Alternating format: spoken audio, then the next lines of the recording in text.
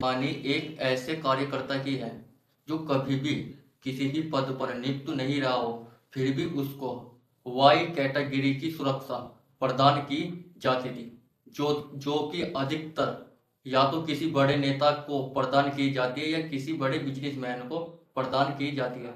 लेकिन फिर भी वाई जेड सिक्योरिटी सुरक्षा उस केवल कार्यकर्ता को प्रदान की जाती है। बात कर रहा हूँ पश्चिम बंगाल कोलकाता के, जो ममता बनर्जी सरकार के एक गद्दार कार्यकर्ता है, जो तृणमूल कांग्रेस टीएमसी के गद्दार नेता के रूप में जाने जाते हैं और टीएमसी के लिए वे कार्यकर्ता के रूप में काम करते हैं। उनका नाम है जहांगीर खान। लेकिन जहांगीर खान की शुरुआत परगाना के कस्बे से हुई थी, जो एक समाज सेवा ये किया करते थे और कार्यकर्ता के छोटे रूप में जाने जाते। लेकिन जहांगीर खान की किस्मत रंग बदलना शुरू करती है 2014 के बाद, जब ममता बनर्जी के भतीजे अभिषेक बनर्जी को डायमंड हब से लोकसभा में सांसद चुना जाता है।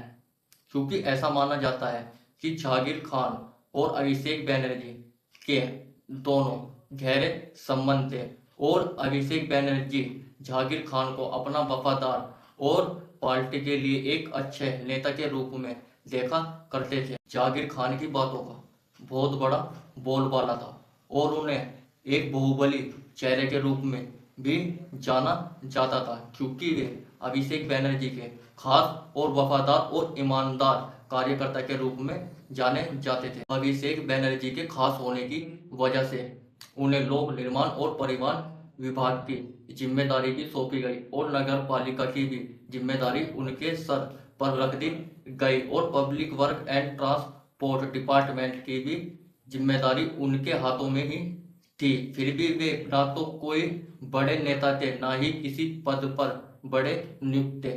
फिर भी उनका रुतबा दक्षिण के 24 परगना वाल्टा में ऐसा दबदबा था कि उसके कारण ही अभिषेक बनर्जी उनको उसमें हिस्सेदारी में चुनते हैं और उनका आसपास के इलाकों में खौफ बरकरार रहता था और कई सालों से वे दक्षिण के 24 परगना और वाल्टा पे अपना दबदबा कायम रखने में कामयाब रहे। लेकिन उनकी लाइफ में, जहांगीर खान की लाइफ में एक ट्विस्ट और आने वाला था, जब 2026 में विधानसभा के चुनाव आते हैं। तृणमूल कांग्रेस जहांगीर खान को अपने फाल्टा सीट से उम्मीदवार नेता के तौर पर उतारती है, क्योंकि उनका फाल्टा में काफी दबदबा था और वे पब्लिक को दबा लिया करते थे।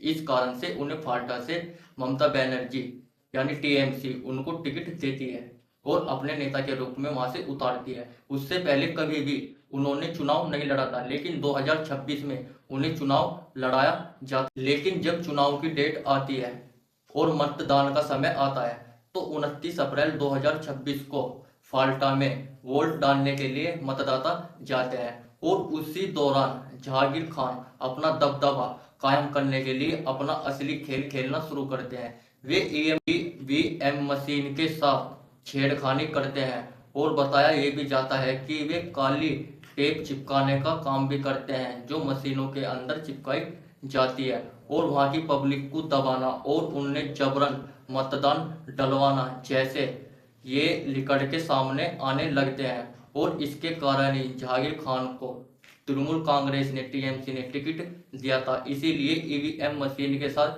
छेड़छाड़ करना और उसमें काली टेपे चिपकाने जैसे मामले सामने आते हैं और वहां की जनता को धमकाना, डराना, फुसलाकर अपने हिस्से में वोट डलवाने जैसे मामले सामने आने लगते हैं। लेकिन ऐसी हरकत को देखते हुए चुनाव आयोग 29 अप्रैल के चुनावों को रद्द कर दिया जाता है और इनकी डेट को आगे बढ़ा दिया जाता है। वे चुनाव 21 मई 2026 को किए जाते हैं। लेकिन जब मतदान का समय आता है तो जहांगीर खान एक कॉन्फ्रेंस में आते हैं और अपना 19 मई 2026 को अपना नाम वापस लेने का ऐलान करते। लेकिन ऐसा जहांगीर खान क्यों करते हैं? और जब टीएमसी से पूछा जाता है तो टीएमसी पार्टी बोलते हैं ये जहांगीर खान का निजी फैसला है।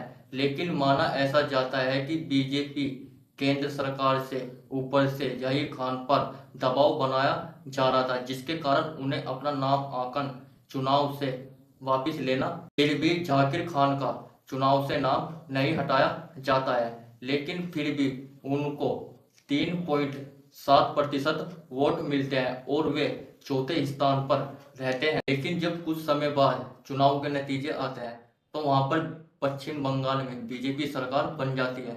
लेकिन जब जाकिर खान अपने आप को फाल्टा का बाहुबली कहने वाले और वहां पर पुष्पा का रोल निभाने वाले व्यक्ति थे और जो कहते थे कि मैं कभी झुकूंगा नहीं, लेकिन जब सरकार और पुलिस के शिकंजे में आते हैं और कानूनी कार्रवाई होती है तो उनको पकड़ लिया जाता है। लेकिन जब कोलकाता हाई कोर्ट उनकी गिरफ्तारी को मना कर देता है तो जाकिर खान विदेश भागने के लिए आईडीए और भगने के लिए अलग अलग तरीके अपनाने लगते हैं। लेकिन फिर भी जाकिर खान को पुलिस नेपाल बॉर्डर से गिरफ्तार कर लेती है, क्योंकि जाकिर खान विदेश भागने की फिराक में थे।